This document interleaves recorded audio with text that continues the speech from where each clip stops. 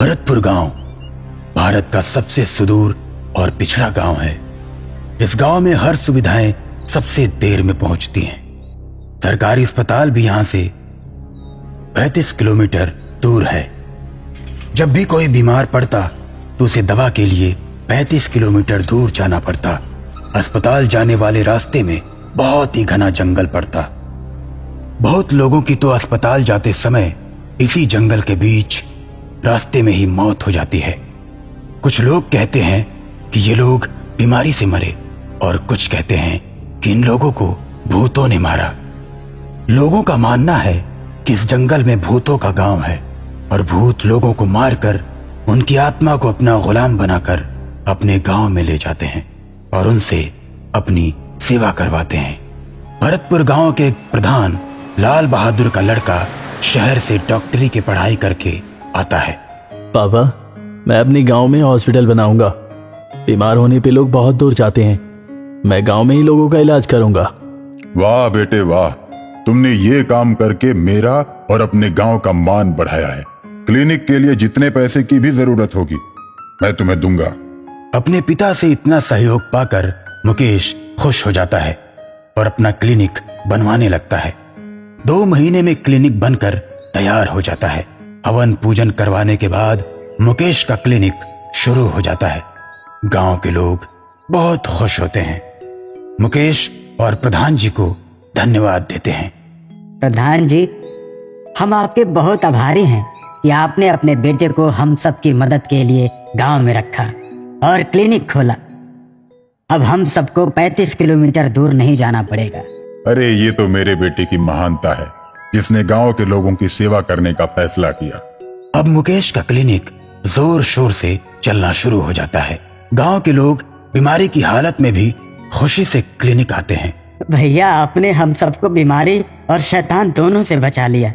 मुकेश को शैतान वाली बात बड़ी ही अजीब लगी। वो पहले भी ऐसी बातें सुन चुका था कि अस्पताल जाते समय जो जंगल पड़ता है उस जंगल के अंदर शैतानों का गांव है और शैतान लोगों की आत्मा को कैद करके ले जाते हैं। इतना सोचते ही मुकेश एकदम से बोल पड़ता है, अरे क्या बात करते हैं चाचा जी? शैतान भूत वूत कुछ नहीं होता। नहीं भैया, जितने लोग भी मरे हैं सब लोग जंगल के बीचों बीच मरे हैं। शैतान ने ही सबको मारा है और उनकी आत्मा को कैद करके ले गया है। आप भी कैसी बात कर रहे हैं चाचा जी? कोई भी शैतान की वजह से नहीं मरा। जितने भी मरे हैं सारे के सारे बीमारी की वजह से मरे हैं। ये खबर जंगल के शैतानी गांव में पहुंचती है। सरदार, भरतपुर गांव के लोग अब जंगल के रास्ते नहीं जाएंगे क्योंकि उस गांव में एक डॉक्टर आ गया है। तो इसमें कौन सी बड़ी बात है? जाओ और जाकर उस डॉक्टर को अपने बस में करके ले आओ। 2 शैतान भरतपुर गांव में आते हैं और मुकेश को उठाकर शैतानी गांव में ले जाते हैं। मुकेश को शैतानों के मुखिया के सामने खड़ा किया जाता है। मुकेश डर की वजह से कांपता है। तू तो कह रहा था कि कोई शैतान और भूत नहीं होता, तो अब क्यों कांप रहा है? अब मैं तुझे मारूंगा और शैतान बनाकर अपने बीमार शैतानों का इलाज करवाऊंगा। मुझे मत मारो, मुझे जाने दो। मुझे अपने गांव वालों का इलाज करना है। ठीक है, मैं तुम्हें नहीं मारूंगा, लेकिन तुम्हें मेरे बीमार शैतानों का इलाज बताना होगा।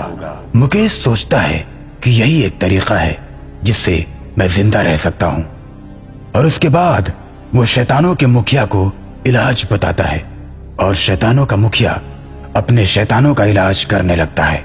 और इधर गांव में हाहाकार मच चुका है कि जंगल के शैतान मुकेश को उठा ले गए हैं। सब लोग परेशान हो जाते हैं, किसी को कुछ समझ नहीं आता। मेरा नाम राजेश है, मैं शहर से आया हूँ। मैं शहर में एक तांत्रिक बाबा को जानता हूँ, वही इन शैतानों से लड़ सकते हैं, लेकिन उनको बुलाना पड़ेगा। अरे भैया जल्दी बुलाइए बाबा को, चाहे कितना पैसा लगे मैं दूंगा। अरे प्रधान जी, तांत्रिक बाबा कोई पैसा नहीं लेते, वो तो बस सबकी भलाई करते हैं। राकेश तांत्रिक बाबा को शहर से बुला लेता है। तेरे गांव वालों ने मुझे मारने के लिए तांत्रिक को बुलाया है।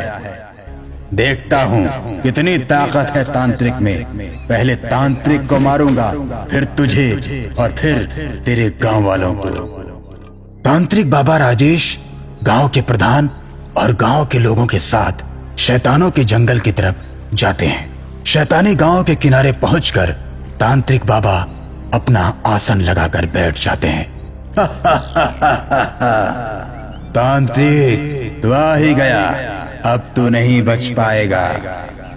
शैतान एक बड़ा सा पत्थर तांत्रिक बाबा के ऊपर फेंकता है, लेकिन तांत्रिक बाबा को कुछ नहीं होता। उसके बाद तांत्रिक बाबा अपने कमंडल से जल लेकर मंत्र पढ़ने लगते हैं। पढ़ ले तांत्रिक, जितना चाहे मंत्र पढ़ ले, मुझे नहीं मार पाएगा।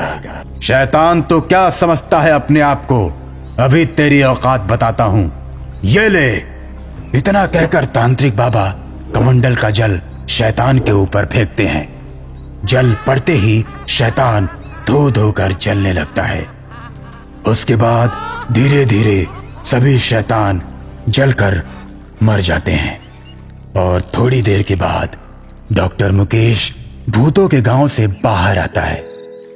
मुकेश को सही सलामत बाहर आता देख सभी लोग खुश हो जाते हैं और तांत्रिक बाबा को धन्यवाद देते हैं।